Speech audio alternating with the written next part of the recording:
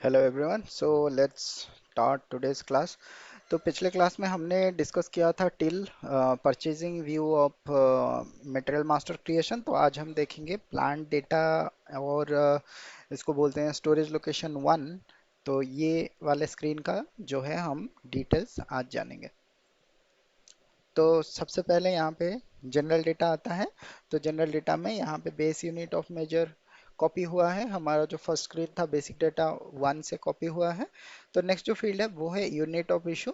तो यहाँ पे अगर आपका यूनिट ऑफ इशू यानी कि हमारा सपोज प्रोडक्शन में मटेरियल इशू होना है या फिर हमारा सेल ऑर्डर के लिए मटेरियल इशू होना है, तो अगर इशू का जो यूनिट है वो अगर अलग है हमारा बेस यूनिट ऑफ मेजर से, तो यहाँ पे आप डिफाइन कर सकते हैं। सपोज हम एक सपोज एक गाड़ी के प्रोडक्शन के लिए हमको एक पैक ऑफ फोर चाहिए, तो सपोज हम यहाँ पे एक पैकेट यूज कर सकते हैं। तो अगर यहाँ पे पैकेट रहेगा आपका यूनिट, मतलब इशू अगर आपको पैकेट में करना है तो आप यहाँ पे चेंज कर सकते हैं। अगर आप यहाँ पे यूनिट ऑफ इशू कुछ नहीं देते हैं तो आपका जो बेस यूनिट ऑफ मेजर है उसी में से आपको जब गुड्स इशू करेंगे, जीआई करेंगे, उस टाइम में आप ये बेस यूनिट ऑफ मेजर जो है वो बाय डिफॉल्ट आ जाएगा। नेक्स्ट जो है वो है स्टोरेज बिन। तो स्टोरेज बिन जो है ये ऑप्शनल है। तो यहाँ पे अगर हमारा WM मॉड्यूल है तो ही हम यहाँ पे स्टोरेज बिन डिफाइन, मतलब स्टोरेज बिन जो है उसको मेंशन करके रख सकते हैं। अगर हमारा WM मॉड्यूल नहीं है तो फिर हमारा यहाँ पे इसको स्पेसिफाई करना या फिर रखना इतना कोई इम्पोर्टेंट नहीं है, क्योंकि स्टोरेज बिन जो है वो हमारे WM मॉड्यूल के लिए यानी कि वेयरहाउसिंग मॉड्यूल के लिए ही काम में आता है। हमारे MM मॉड्यूल के लिए स्टोरेज बिन इम्पोर्टेंट नहीं है, क्योंकि हमारा जो लास्ट ऑर्गेनाइजेशन स्ट्रक्चर है वो टिल स्टोर के लिए है। स्टोर से नीचे और कोई हमारा सेक्शन है नहीं। लेकिन अगर आपका WM मॉड्यूल एक्टिव है तो यहाँ पे आपको स्टोरेज बिन भी स्पेसिफाई करना पड़ेगा कि आप कौन से स्टोरेज बिन पे इसको स्टोर कर रहे हैं। नेक्स्ट जो है वो है टेम्परेचर कंडीशन। तो टेम्परेचर कंडीशन सपोज काफ़ी सारे आइटम्स रहते हैं जिनको लोअर टेम्परेचर पे या फिर हायर टेम्परेचर पे रखते हैं, जैसे वो खराब ना हो जाए। तो उसके हिसाब से यहाँ पे आप टेम्परेचर कंडीशन भी डिफाइन कर सकते हैं, टेम्परेचर कंडीशन यहाँ पे असाइन कर सकते हैं।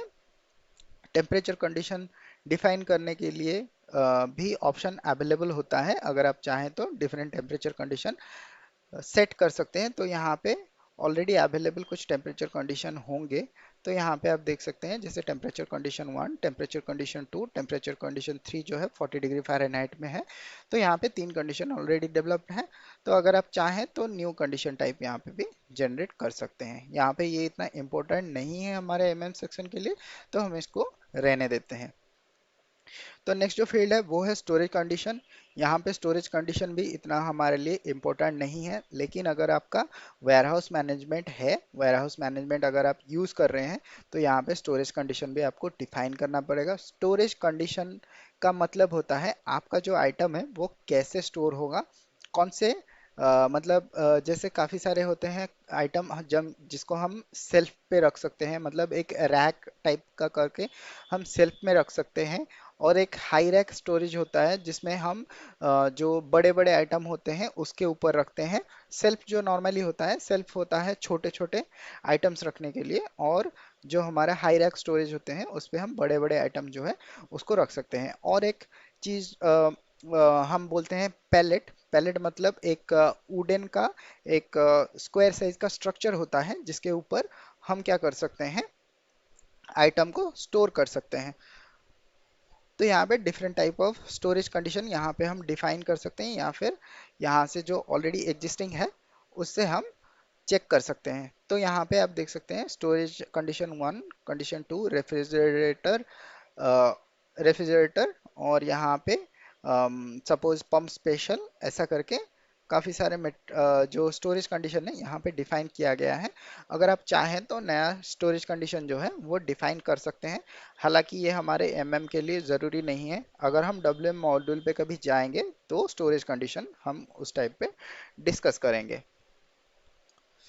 तो यहाँ पे नेक्स्ट जो नेक्स्ट जो फील्ड है वो है hazards material number. Hazards material number यानी कि अगर कोई मटेरियल जैसे कि कोई फ्लेमेबल आइटम हो, कोई डेंजरस आइटम हो जिससे कोई सेफ सेफ जगह पे या फिर सेफली रखना चाहिए, जैसे कि कोई गैस आइटम हो गया, कोई फ्लेमेबल आइटम हो गया, या फिर कोई कांच वाला आइटम हो गया। कांच वाला आइटम नॉर्मली हैजर्डस मटेरियल में नहीं जाता है। तो जैसे गैस हो गया या फिर कोई फ्लेमेबल आइटम हो गया, या फिर ऐसे डिफरेंट टाइप ऑफ 7 और 8 types of item hazardous material पे रहते हैं। तो उसका जो नंबर है वो यहाँ पे हमको एंटर करना चाहिए। तो यहाँ पे अगर आपको हैजर्डस मटेरियल का नंबर देना है तो उसके लिए पहले एक हैजर्डस मटेरियल मास्टर बनाना पड़ेगा, जिसका टी कोड है VM01। आपके स्क्रीन पे आपको दिखाई देगा जो टी कोड है वो टी कोड से हम जाके वहां से हैजर्डस मटेरियल क्रिएट करेंगे। फिर क्रिएट करने के बाद वो जो नंबर एक मिलेगा, जैसे हमको यहाँ पे मटेरियल का एक नंबर मिला है वैसे हैजर्डस मटेरियल का एक नंबर मिलेगा। वो नंबर हमको यहाँ पे एंटर करना रहता है। तो यहाँ पे नेक्स्ट जो फील्ड है वो है साइकिल काउंटिंग के लिए। तो यहाँ पे ये फिजिकल इन्वेंट्री जब हम जाएंगे, फिजिकल इन्वेंट्री के टाइम पे हम डिस्कस करेंगे ये वाला इंडिकेटर, और ये जो सीसी काउंटिंग, सीसी फिक्स्ड है मतलब साइकिल काउंटिंग फिक्स्ड है, ये वाले जो दो इंडिकेटर है हम डिस्कस करेंगे जब हम फिजिकल इन्वेंट्री में जाएंगे, उस टाइम में हम ये डिस्कस करेंगे। तो नेक्स्ट जो फील्ड है वो है label type and level form.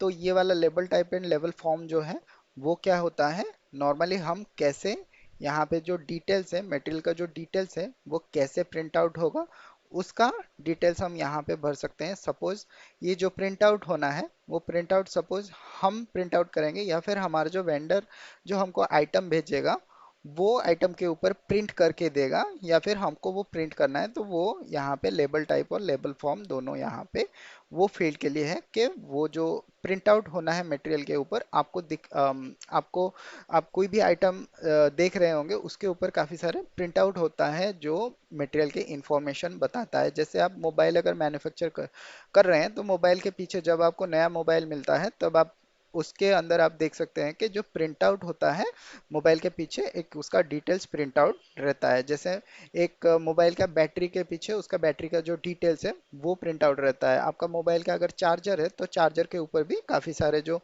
आ, मतलब डिटेल्स हैं वो प्रिंट आउट रहते हैं। तो ये जो प्रिंट आउट है वो कौन करेगा, हमारे वेंडर करेंगे या फिर हम करेंगे, तो वो यहाँ पे आप चाहे तो मेंशन कर सकते हैं।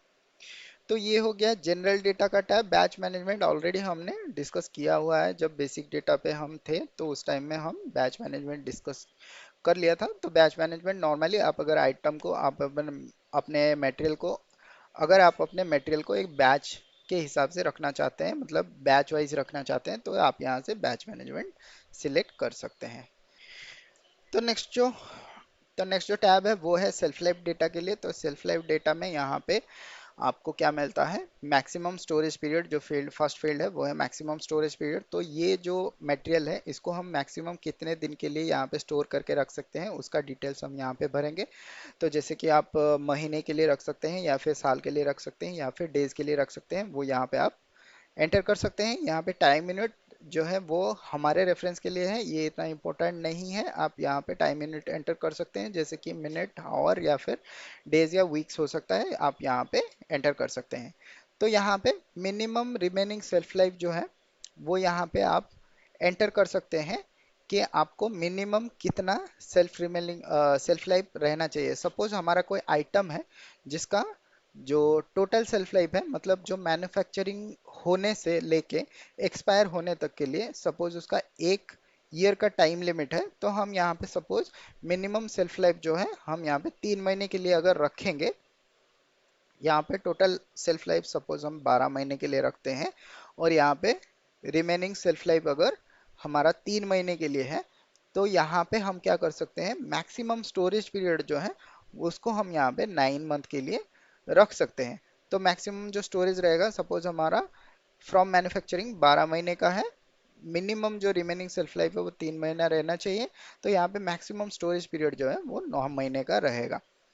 तो अगर यहाँ पे 3 महीने से कम हमारा कोई मटेरियल है जिसका सेल्फ लाइफ 3 महीने से कम है, तो जब आप वो मटेरियल इशू करोगे या फिर कोई भी आप उसको यूज करोगे, तो वहां पे क्या होगा, सिस्टम आपको एरर प्रोवाइड करेगा कि ये जो आइटम है ये एक्सपायरी होने वाला है जिसको हम यूज नहीं कर सकते। नेक्स्ट ये period indicator for self life होता है, तो यहाँ पे जो इंडिकेटर है वो डी मतलब डे में है।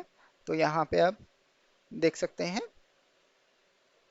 कि यहाँ पे day year month and week है, DJMW करके है। तो यहाँ पे आप जो इंडिकेटर है वो आप अपने हिसाब से सिलेक्ट कर सकते हैं। नेक्स्ट जो है वो है स्टोरेज परसेंटेज। तो स्टोरेज परसेंटेज क्या होता है कि आपका यहाँ पे सपोज आपका जो टोटल सेल्फ लाइफ है 12 महीने का है और मैक्सिमम स्टोरेज पीरियड जो है वो 9 महीने का है। तो यहाँ पे आपको स्टोरेज का परसेंटेज बताएगा कि ये जो 9 महीने से ये कितना परसेंटेज अभी यहाँ पे हो गया है। सपोज यहाँ पे 5 महीना हो गया है, तो यहाँ पे 55 to 60% जो भी होगा वो यहाँ पे स्टोरेज परसेंटेज आपको दिखा देगा कि ये 60% टाइम हमारे स्टोर में रह गया है, तो इसको जल्दी से जल्दी हमको जो है गुड्स इशू कराना पड़ेगा। तो ये होता है सेल्फ लाइफ डेटा। तो ये है डिटेल्स प्लान डेटा वन में। तो प्लान डेटा वन में इतना सारा जो डेटा है वो ही हमारे लिए यूजफुल है। तो अगर इस पे कोई डाउट है, आप ज़रूर ही क्वेश्चन पूछ सकते हैं, कमेंट सेक्शन में पूछ सकते हैं।